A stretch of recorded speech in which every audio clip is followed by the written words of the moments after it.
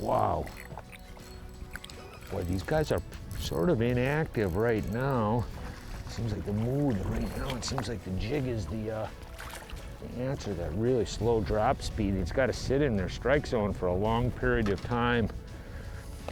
You know, it wasn't that long ago that these fish were, you know, like 2 weeks ago when the water was in the mid-50s. Rattlebaits, crankbaits, spinnerbaits all over up on the flats was really the deal. But as that water temperature really starts slowly creeping down in fall, the fish really start gathering in really specific locations. And then their mood changes so much too. You know, their strike zone just starts to go like this, you know, where it used to be like this. Now it's like this, you know. When that water gets real cold, like this, where Jim was talking about that, you know, the strike zone shrinking and shrinking and shrinking. Yeah, you know, when they were active and the water was in the low 50s, they'd run and chase down a bait. Colder it gets, you almost got to put that bait in front of their nose and leave it sit there. Yeah, you know, you got to really slow things down. You know, they will not chase a bait.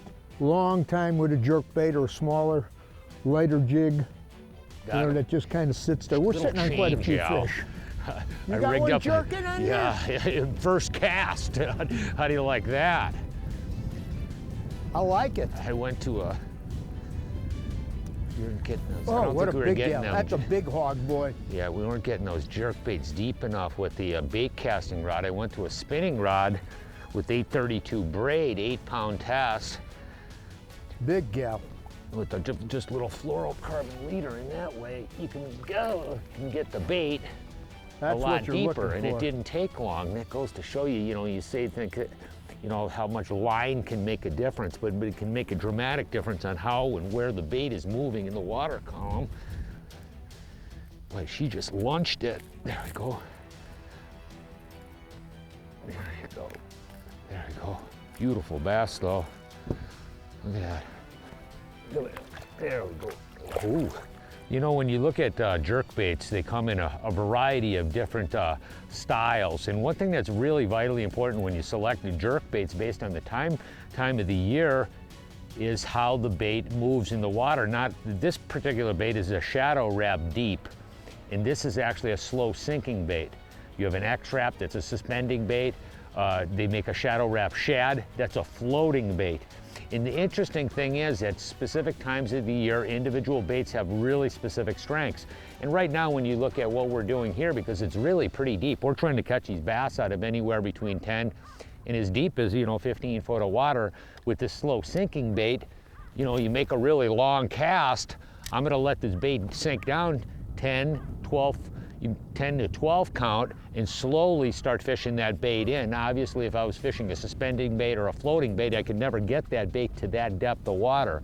That's one thing, you know, you look when you buy jerk baits, you want to have sinking, floating, as well as suspending baits, and each ones do have different times of the year when that's absolutely the best option. In this one, at this particular time, slow sinking, because I'm trying to get the bait deep. Oh, this is a big fish, Jim. Look at how much line I got out. She's coming way up out there. We're just kind of strolling. This is a good one. This is one of them big gals. We're actually pulling with that trolling motor. No, I got us on spot lock here. Oh, now you do, but I mean, this is a good fish. This is one of them big fish. Real big, like a fiver. I gotta say, she's could be that big. I don't know. She's pulling really hard. Good one. She's not a fiver, but she's a good one. Boy, some of those fish are really down deep, and holy mackerel, look at that. This is really fun. Yeah, you know, when you get the thing about this time of the year, these fish bunch up so heavy.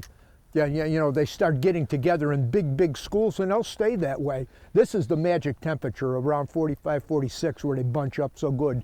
You know, we're talking about this handful of baits that we prefer, and I mean, it really is a handful. And these are the baits and a little bit about the rods and reels that we use for these particular baits. And it is about as simple as it can get. chilly water, and when I mean chilly, I'm talking water temperatures of 45 degrees and dropping. That's when your bait selection really gets pretty small, just like the fish's strike zone. This is going to be short and sweet. Number one, a jig like the Terminator Finesse jig, tipped with a big bite swimming craw. Keep the size as light as you can get away with and still maintain some bottom content.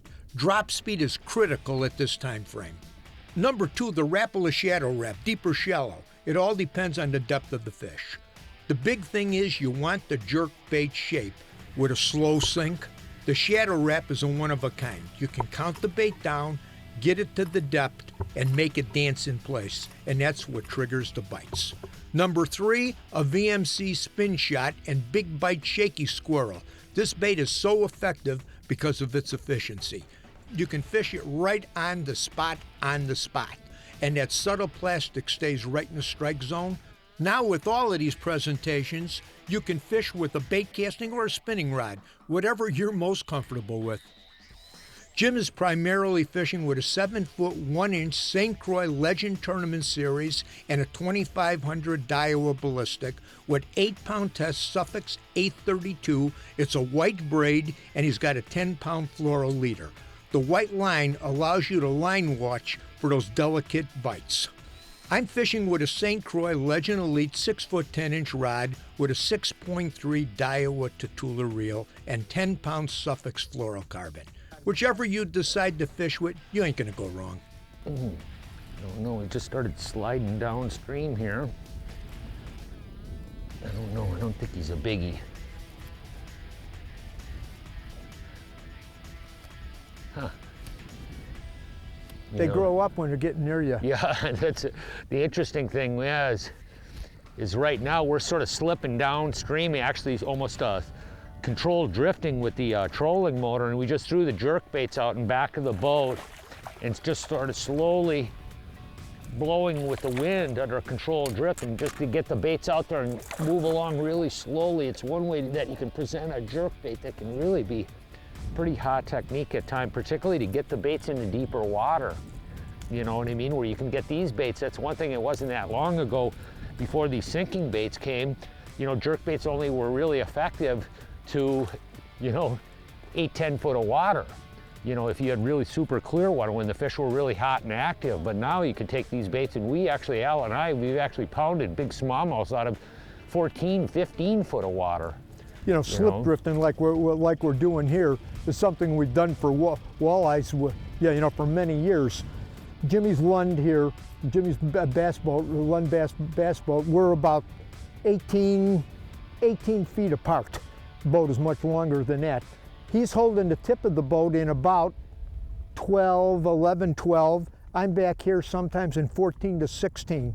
You're covering quite a swash of water by slip drifting with these baits. And like you said, you can get much deeper with it with a lot of line out. Yeah, you know, and controlled drifting a break line like we're on now. Got the perfect wind for it.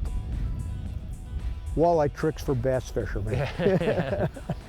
You can see what I'm doing here. All I'm doing is just bumping the trolling motor in and out, and the wind is blowing us right down the length of this particular little ledge drop in here.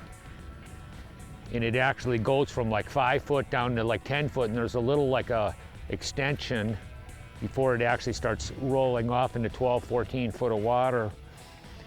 It's one thing, you know, in this really cold water like this, we're not doing really, you know, where a lot of times when you're fishing a jerk bait, you really want that bait jumping from right to left really dramatically. In this really cold water, you don't really do that much. A lot of times you're just pulling the bait and it's going brrr, brrr. You know, we're just not really jacking the bait really hard. Colder water, you can see how that the braided line actually transmits, so you can see the vibration path of the bait. We just had fish after fish after fish. I don't know how many fish are in the school along this break, but it's a lot.